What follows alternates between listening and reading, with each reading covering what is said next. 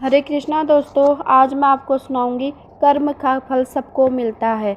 जैसे जैसे कर्म करते हैं वैसा फल मिलता है। अगर आपको मेरी कहानी अच्छी लगी प्लीज़ लाइक करें, शेयर करें, सब्सक्राइब करें। जैसी करनी वैसी भरनी, बेटा बनकर, बेटी बनकर, दामाद बनकर, बहू बनकर कौन आता है। जिसका तुम्हारे साथ कर्मों का लेना देना होता है, लेना देना नहीं होगा तो नहीं आएगा।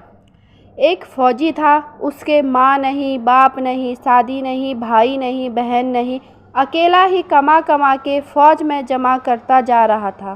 तो थोड़े ही दिन में एक सेठ जी जो फ़ौज में माल सप्लाई करते थे उनसे परिचय हो गया और दोस्ती हो गई। सेठ जी ने कहा, जो तुम्हारे पास पैसा है वह उतने ही पड़ा है, तुम मुझे दे दो, मैं कारोबार में लगा दूं तो पैसे से पैसा बढ़ जाएगा, इसलिए तुम दे दो। फौजी ने सेठ जी को पैसा दे दिया। सेठ जी ने कारोबार में लगा दिया। कारोबार उनका चमक गया, खूब कमाई होने लगी, कारोबार बढ़ गया। थोड़े ही दिन में लड़ाई लग गई। लड़ाई में फौजी घोड़ी पर चढ़कर लड़ने गया। घोड़ी इतनी बदतमीज़ थी कि जितने ज़ोर से लगाम खींचे वो उतने ही तेज़ भागे। खींचते खींचते उसके गला ही कट गया। वह दौड़कर दुश्मनों के गोले में जाकर खड़ी हो गई। दुश्मनों ने वार किया, फौजी भी मर गया और घोड़ी भी मर गई।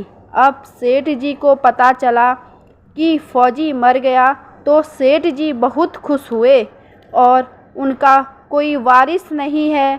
अब यह पैसा देना किसको। अब मेरे पास पैसा ही पैसा हो गया, कारोबार भी चमक गया, लेने वाला भी नहीं रहा। तो सेठ जी ने बहुत खुश हुए।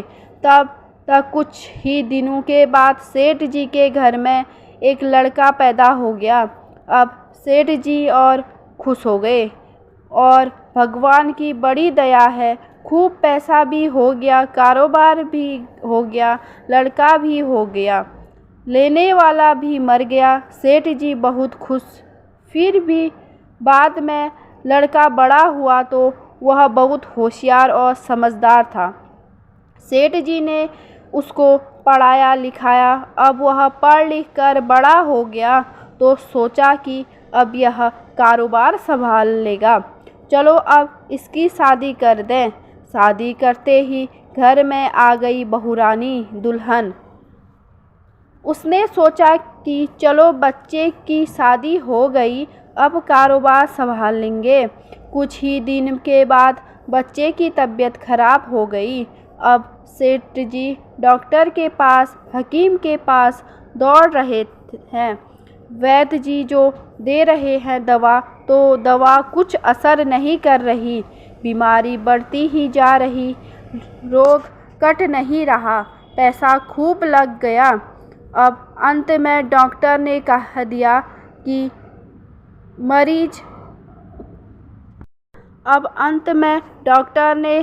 दिया कि लाइजाज मर्ज हो गया, इसको अब असाध्य रोग हो गया, यह बच्चा कुछ दिनों में मर जाएगा।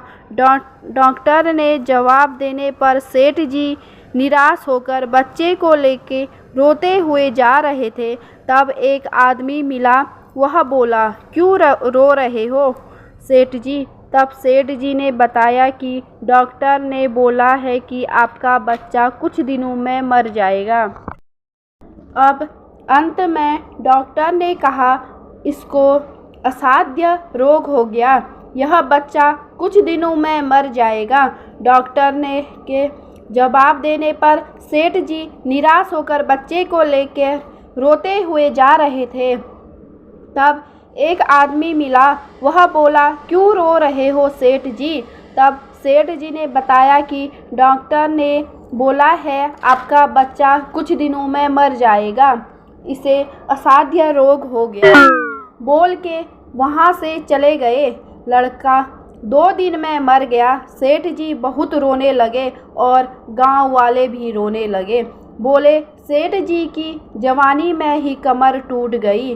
तब वहाँ से एक महाराज जी जा रहे थे। उन्होंने बोला, यहाँ सब क्यों रो रहे हो? तब सेठ जी ने बोला, मेरा जवान बेटा मर गया। फिर महाराज जी बोले, तो क्या हो गया, एक दिन सबने मर जाना है। तब सेठ जी बोले, अभी कुछ दिन पहले ही मैंने अपने बेटे की शादी की, आज वह मर गया, रोना नहीं आएगा तो क्या आएगा। तब महाराज जी बोले, अब फौजी मरा तो आप बहुत खुश हुए, आपने मिठाई बांटी और आपका कारोबार चमक गया। अब पैसा लेने वाला भी नहीं रहा, वह फौजी आपका बेटा बनकर आया, सब हिसाब चुका लिया। अब आपके पास कुछ नहीं रहा बचा, जितना फौजी का था सब लग गया। तभी बोलते हैं, जैसा कर्म करोगे वैसा ही मिलेगा। अच्छे कर्म करोगे तो अच्छा ही होगा।